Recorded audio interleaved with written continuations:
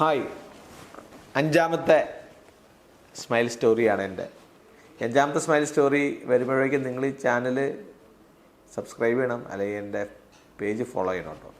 ഈ smile story ഒരു വ്യത്യസ്തമായ സ്മൈൽ സ്റ്റോറിയാണ്. അതായത് ഒരു സിംഗപ്പൂർ എന്ന രാജ്യത്ത് വർക്ക് ചെയ്യുന്ന ഒരു ഹൈ ലെവൽ പ്രൊഫഷണലായിട്ടുള്ള ഒരു പേഷ്യൻ്റാണ് ഈ തവണ എൻ്റെ അടുത്ത് വന്നത്.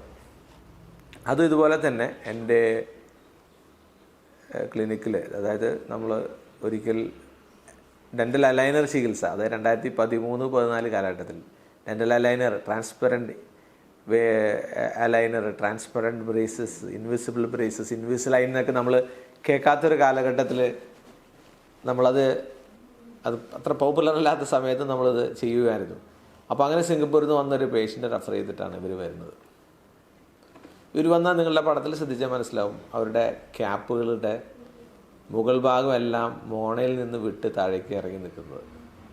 ഒരു സൈഡിൽ മൊത്തത്തിലൊരു ചിരിയിൽ ഒരു വല്ലായ്മ, ഒരു ആർട്ടിഫിഷ്യാലിറ്റി, അല്ലെങ്കിൽ ഒരു പൂർണ്ണതയില്ലായ്മ, കുറച്ച് മെറ്റൽ എക്സ്പോഷേഴ്സൊക്കെ കാണാം. അപ്പോൾ അവർക്ക് വേണ്ടത് അത്യാവശ്യം നല്ലൊരു ചിരി. ഇതിനകത്ത് വേറൊരു പ്രശ്നമുള്ളത്, നമ്മുടെ ഈ രണ്ട് കവിളിൻ്റെയും പല്ലുകളുടെയും ഇടയിലുള്ളൊരു ഗ്യാപ്പാണ്. അത് മുകളിലത്തെ പടത്തിൽ നിങ്ങൾക്ക് കാണാം. അതിന് ബക്കൽ കോറിഡോർ എന്നാണ് പറയുന്നത്. ഈ ബക്കൽ കോറിഡോർ ഒരുപാട് ഉള്ളതുകൊണ്ട് അവർക്ക് ചിരിക്കുമ്പോൾ അറ്റത്തെ പല്ല് വരെ കാണാവുന്ന ഒരു പ്രശ്നം കൂടെ അവർ പറയുമായിരുന്നു.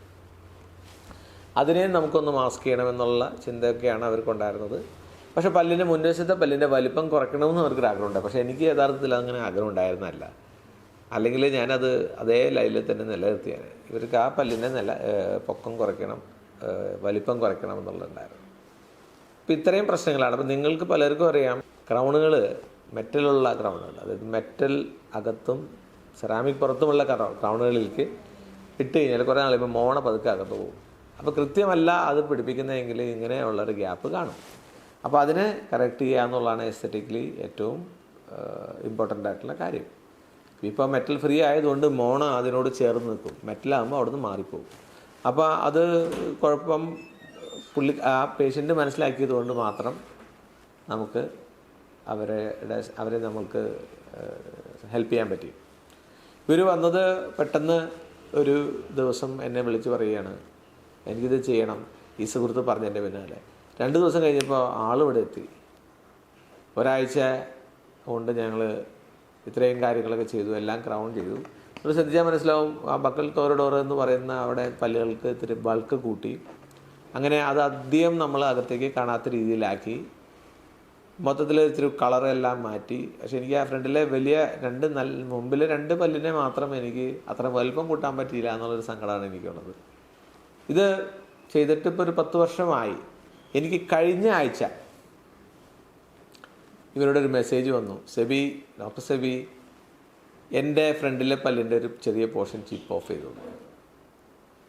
അത് തന്നെ പെട്ടെന്ന് ഇവരെ ഓർമ്മിപ്പിക്കാൻ കാര്യമായി. ഞാൻ പറഞ്ഞു, ചിപ്പ് ഓഫ് വന്നാൽ വരാം, അല്ലെങ്കിൽ അവിടെ അതിനെന്തെങ്കിലും റിപ്പയർ ചെയ്യാൻ പറ്റുകയും ചെയ്യൂ, അല്ലെങ്കിൽ നമുക്ക് വീണ്ടും ചെയ്യാം. ഇപ്പോൾ യഥാർത്ഥത്തിലൊരു ക്രൗൺ അല്ലെങ്കിൽ ഇതിൻ്റെ കാലഘട്ടം 5 മുതൽ 7 വർഷം വരെയാണെന്നാണ് ടെക്സ്റ്റ് ബുക്കുകൾ പറയുന്നത്. 10 വർഷം കഴിയുമ്പോൾ അതിന് ചിപ്പ് ഓഫ് വന്നതുകൊണ്ട് പുള്ളിക്കാരിക്ക് അതിനൊരു വലിയൊരു പ്രശ്നമായിട്ട് തോന്നില്ല. പക്ഷേ എനിക്ക് അപ്പോഴും ഒരു വിഷമമായി, അത് അങ്ങനെ ആവാൻ പാടില്ലായിരുന്നല്ലോ എന്നുള്ള ചിന്ത. അത് തന്നെ അവരുടെ കമൻറ്റിലുണ്ട്. അത് ഞാൻ ഇനിയുള്ള ഏതെങ്കിലും വീഡിയോസിൽ ചെയ്യാൻ എനിക്ക് കുറച്ച് എടുക്കണം. അപ്പോൾ എന്തായാലും ഇതൊരു സന്തോഷം നൽകുന്ന ഒരു പേഷ്യൻ്റായിരുന്നു. ഇവർ പറഞ്ഞിട്ട് ഒരുപാട് പേര് സിംഗപ്പൂരിൽ നിന്ന് എനിക്ക് വന്നിട്ടുണ്ട്.